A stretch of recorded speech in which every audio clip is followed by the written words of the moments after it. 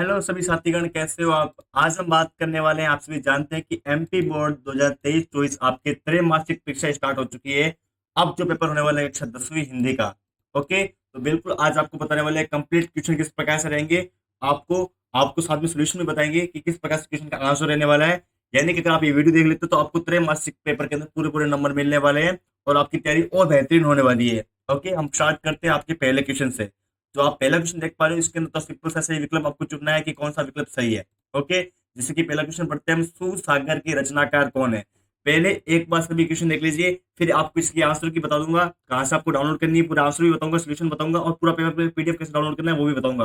पहले आप कंप्लीट को वीडियो देखिए। जैसे आपके ऑप्शन है तुलसीदास, कबीरदास, सूरदास, रहीमदास।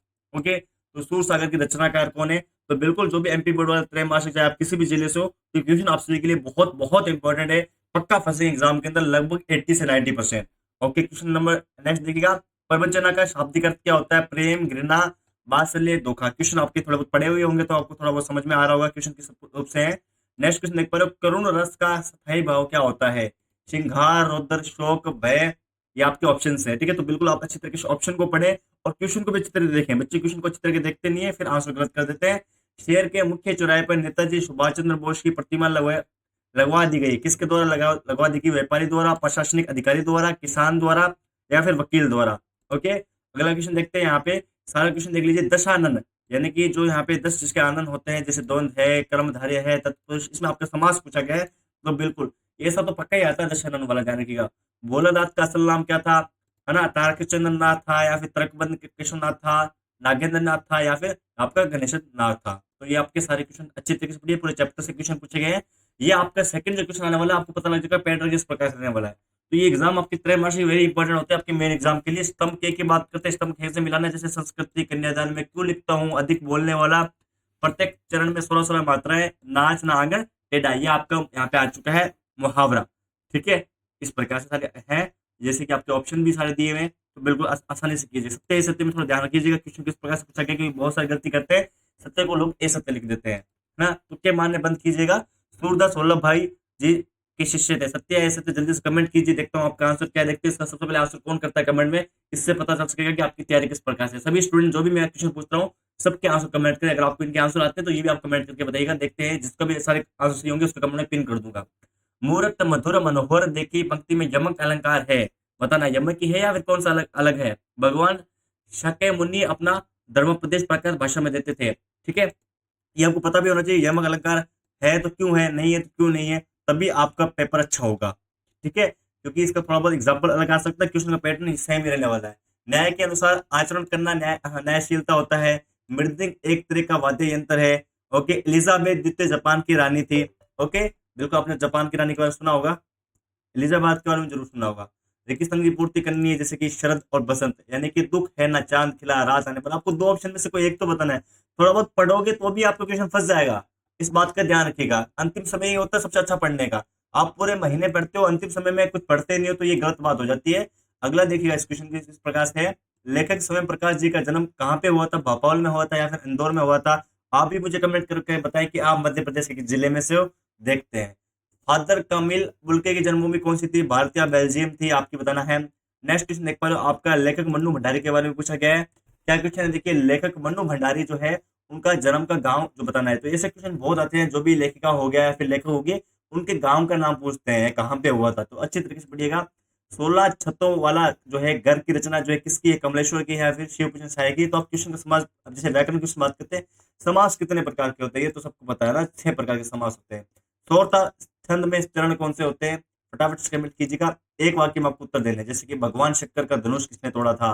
यानी कि इसमें ऐसा नहीं लिखना कि आपको पूरा गीता लिखना है, ऐसे तोड़ा था, ऐसे जब पूरी हाथापाई, जो भी इसके बारे में जो चीजें हैं वो पूरे नहीं लिखनी। बस आपको एक वाक्य में, हाँ भाई ये चीज हुई थी तब दराज टूट गया था, जो मतलब बंदे का नाम लिखना है। कवि के अनुसार किस ऋतु की आभा जो है अट नहीं रही है।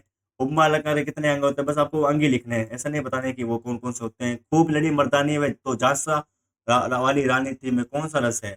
जो शब्द सबसे कम समझ में आते हैं उनका जिनका प्रयोग किया जाता है सबसे अधिक, उन्हें क्या कहते हैं। जापान के हिरोशिमा में कौन सा बम गिराया था, जहां पे बाद में जो है लोग लूले लंगड़े पैदा होने लग गए थे ना। अब चला जाए किस प्रकार का वाक्य है, बिल्कुल बहुत बढ़िया क्वेश्चन है आपका। 6 नंबर क्वेश्चन देखिए, छायावादी काव्य से आपका क्वेश्चन जरूर आता है। इसकी आपको दो विशेषता बतानी है। अथवा के अंदर भी देख पा रहे हो, आपको जो अच्छी तरीके से आप वही कीजिएगा। भक्ति कालीन काव्य की तो कोई दो विशेषता, क्योंकि ये आपकी प्रैक्टिस है अभी, जितना अच्छे तरीके से कर सके उतने आप मेन एग्जाम में बेहतर कर पाओगे। उद्धव के व्यवहार की तुलना किन किन से की गई है? आपका क्वेश्चन है लक्ष्मण द्वारा वीर योद्धा के संबंध में बताएगी दो विशेषताएं आपको लिखनी है। बहुत अच्छा क्वेश्चन है। ओके, ये अथवा वाला और ऊपर वाला दोनों जरूर पढ़ के जाए, इसमें से एक क्वेश्चन तो पक्का फंसने वाला है। तुलसीदास अथवा जयशंकर प्रसाद जी की काव्य की विशेषता निम्न बिंदु पर लिखी, जैसे कि दो रचनाएं क्या है, काव्य की विशेषता क्या है, तो ये आप तुलसीदास और ये जयशंकर प्रसाद जरूर पढ़ ले, हर बार पूछा जाता है। महाकाव्य व खंड काव्य में दो अंतर, ट्यूशन का लेवल देख पा रहे हो आप, है ना। आचार्य विश्वनाथ के अनुसार काव्य की परिभाषा क्या होती है? अनुप्रास अलंकार की परिभाषा लिखिए। हास्य रस का एक उदाहरण आपको लिखना है। नेक्स्ट क्वेश्चन की बात करते हैं, नाटक और एकाकी में कोई दो अंतर आपको लिखने हैं। आत्मकथा और जीवनी में कोई दो अंतर आपको लिखने हैं। बहुत अच्छे लेवल के क्वेश्चन है। नेताजी सुभाष चंद्र बोस की मूर्ति को देखकर जो है लेखक के मन में कौन सी कमी खटक रही थी? अथवा के अंदर बात करते हैं। आप अथवा के अंदर भी क्वेश्चन आप देख पा रहे हो, है ना। अथवा के अंदर भी क्वेश्चन आप देख पा रहे हो कौन से, जैसे कि हम बात करते हैं यहाँ पे। हाँ, भगत की पुत्र वधु उन्हें अकेले क्यों नहीं छोड़ती है? बहुत अच्छा क्वेश्चन है। बिल्कुल, ये जो पीडीएफ है वो आपको टेलीग्राम ग्रुप में मिल जाएगी, जो लिंक डिस्क्रिप्शन में दिया हुआ है। अगला क्वेश्चन देख पा रहे हो, 13वां राम वृक्ष, इसी नाम से हमारे चैनल के नाम से खाजू वाले कोकटल आप गूगल पे सर्च करोगे, राम वृक्ष मैनी आप ज्वाइन जरूर कर लीजिएगा। राम वृक्ष मैनीपुरी अथवा महावीर प्रसाद द्विवेदी जी का साहित्यिक परिचय निम्न में से कौन सा है? अगर डाला नहीं होता तो थोड़ी देर में मिल जाएगा आपको, दो रचनाएं और भाई हमारी टीम डाल देगी।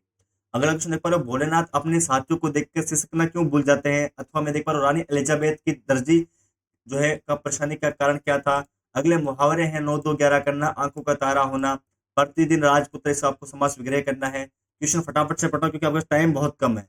ओके, हाँ, अतिशुक्ति अलंकार की परिभाषा में उदाहरण, गति का छंद का लक्षण में उदाहरण, उदाहरण जरूर देना है, उदाहरण का नंबर मिलेगा, ध्यान रखिएगा।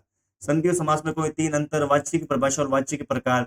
आगे 18 नंबर क्वेश्चन अच्छी तरीके से पढ़ेगा क्योंकि इसमें आपके नंबर फ्री में मिलते हैं। पढ़ित विन्यास है, आराम से पढ़ो।